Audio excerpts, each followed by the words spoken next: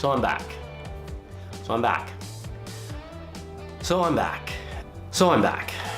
And I want to thank the 51 of you, those 51 subscribers that I have to this channel for sticking around and watching my videos. I've been away for a few months now. I've been doing a couple jobs here and other contracts there. And if you guys are, if any of you watching this are new to the channel, my name's Tony and I'm a photographer. But what a lot of people don't know is that I've come from an advertising background in design and art direction and creative direction. I took a step back from making all of these kind of like photography-centric videos, and I wanted to really think about what value I could bring to you guys, because as the media and as YouTube and all of these other social platforms change and get more competitive, you need as much edge as possible, and I need as much edge as possible. And discounting or just kind of like putting aside my advertising background didn't make much sense. I can definitely share with you all the things that I've learned through the years of being in advertising. So there's been a lot of talk about how to gain traction and what to do on YouTube specifically. And there's been a lot of talk about thumbnails and titling. How do you create a great thumbnail? How do you make a good title so that it's clickable by the audience? The common thing that everybody it really generally talks about is, make a thumbnail that's clickable. Like, make an image that's relatable to, that is related to your video, and then stylize it in a way where it makes it clickable. It goes the same with thumbnails. Not thumbnails, but titles. But there's no real specifics. And I started thinking about it, and I started thinking about the entire process of making a thumbnail and making it a title for your videos. And it got me thinking about back in my art direction days, or still in my art direction days anyways, what's common between the thumbnail and the title of a YouTube video and a advertisement. What are the goals of that ad? You want, really you want it to be effective for the client. How do you do that? So in a magazine, and let's say, I'll be back. Let me grab a magazine. Okay, my apologies. I don't have many magazines anymore. What we used to do, or what we did, was when we would design ads, the first thing that we would do is take an issue of that magazine, and we would look at it. We would look at how thick it is. We would look at how quickly you can get to a certain page, right? Which pages really kind of stood out because of how it's bound and that kind of stuff, right? So with, in terms of kind of like YouTube and that kind of stuff, that's not really that relevant. But when somebody's flipping through it, you want people to stop at your ad. You want people to be engaged with it and to possibly take that leap into looking at the product, reading the copy, and eventually buying the product. And that's what you want to do for your clients. And that's essentially what you kind of want to do for your channel. There are two things that are really just common. Like, you have an image and you have copy, right? You have a headline, right? And in ads we call it a headline. Whether the image leads the ad or your thumbnail and presents this mystery or question or something that will make them stop, something that touches them emotionally enough to make them stop. Have my handy laptop here. Not really a great setup that I have, but it will do for now. If we take a look at the first one that I pull up. Canadian guy from Ontario, and it's Peter McKinnon. You guys probably heard of him if you follow any kind of photography, videography channels. He's probably one of the go-to sources for tutorials and his presets and all these things that he does, which are great. He has this video called 8 Camera Hacks in 90 Seconds. And here's the thumbnail. And it's him holding a lens. And we know, as you know, from a photographer's standpoint, we know that it's an expensive lens because the more domed that lens is, the more it's almost a guarantee that it's more expensive. Like it's just more money. And he's holding a knife to it. And the way this thumbnail is, you know, the way that it's produced, right? He's holding it low and he's holding a knife to the lens. And if you look at the edge that's closest to the lens, you can see that it's actually cutting into the lens. That's something that, you know, makes me kind of like, cringe and wonder what is he doing? Because that, from all standpoints that I can see, and it's a little thumbnail, looks like a pristine lens and looks like he's cutting into it. This is what is so brilliant about it, because it made me stop, it made me look at the image, it made me question what he was doing as a photographer or a videographer, and whatever kind of trick he was doing, it made me stop and click on it and watch the video.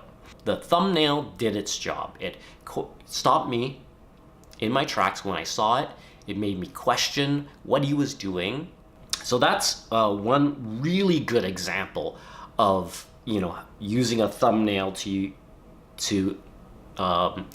bring in the audience, bring in that mystery. So the next one is still a Peter McKinnon thumbnail, and it's take better shots with your iPhone. And instead of actually, you know, making this kind of like almost trick in a thumbnail, he really just shows what people want to see. Using an iPhone and taking pictures of, you know, taking photos of food. At the end of the day, when you know your audience and you know the audience that you want to grow, and in his case, it's photographers and hobbyists and just anybody that takes pictures, which is kind of everybody now. Everybody wants to take better pictures. Like, that's just plain and simple. Everybody wants to take better pictures. And the thumbnail is very simple and it has no trickery. It's just really just the setup, the scene, which is a tabletop food shot, and it just shows him it shows hands holding a phone, and it shows the picture on the screen, and it shows the food off behind it, that's out of focus. It shows something that you can do, that everybody can do with what they have. It stops people because the photo is great in it. The subject matter is broadly kind of like, it's interesting to a lot of people because a lot of people take pictures. And even at that time, this is a year ago, a lot of people take pictures of their food to share on social media, and everybody wants to take better pictures of their food. But then when we go into the other side of it, the other spectrum, when you're looking at a guy like Casey Neistat, he's somebody that I follow, that I admire in terms of like his pioneering spirit in the space, in the YouTube space. And you look at a video like his the $21,000 first class airplane seat, and you look at the thumbnail, and really it's him, and he's in a tight quarters. It looks luxurious because he's in a very expensive airplane, and it's lit well, and it just creates this mystery.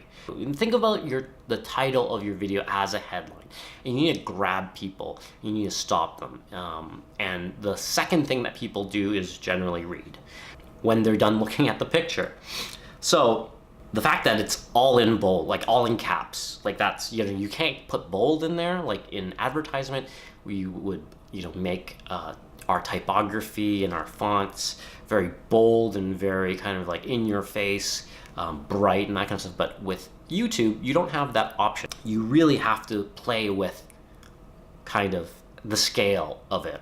And the only way you can play with scale is by making it all caps. That's it. It's very simple, and it gets people's attention. If you go through your feed, your kind of like YouTube feed of like things that it's recommending and all these different, in the videos that you subscribe to, everyone's doing it differently. And some people are using, like Peter McKinnon, he's using a mix of title case and all caps. And what I mean by title case is that every first letter of the word in your title or your headline is capitalized. And then what he also does is he puts the important parts, like hack, or like standout words, in all caps. So it brings attention. So you have this visual play of letters that kind of like is soft, and then it comes at you with this all caps. And back to Casey's, it's just all caps because it is something that he wanted to, looks like he wanted to really highlight, and he really wanted to kind of make it stand out that it's like a $21,000 first class airplane seat. Now with something like Casey, especially during this time of that video, he had a lot of attention on him, and he was doing a lot of great things, and a lot of people were consuming his content. His status of being a creator was high up there. There was value in putting his own face on the, in the thumbnail, because he's a celebrity. He has as much power as any other celebrity. If you go back further, and I remember these great videos that he would produce. One amazing one that I loved was the snowboarding video in New York City. This really just encapsulates the idea of bringing those questions. Are they doing this legally? Did they get in trouble? Did they get arrested? How were they able to do this? All these questions allow somebody just scrolling through to stop and click on that. Well, it makes it watchable because it brings up questions. In the end, that's what it's supposed to do. If we go back to the idea of advertisement and print advertisement, the image should incite a question. The headline should reinforce that question. And then the body copy of an ad should resolve all those questions. That body copy is essentially your content. As soon as somebody clicks on it, that's your body copy. That's your content. My relationship with thumbnails and how I've put it together in my perspective, coming from the advertising world, utilizing my techniques to create better thumbnails for my videos, and I'm gonna see how this plays out. And I think there is something to be said, because it goes back to the psychology and the psychographics of of your viewers. Pose a question to them in your thumbnail, reinforce that question in the title, and then provide that solution in your video.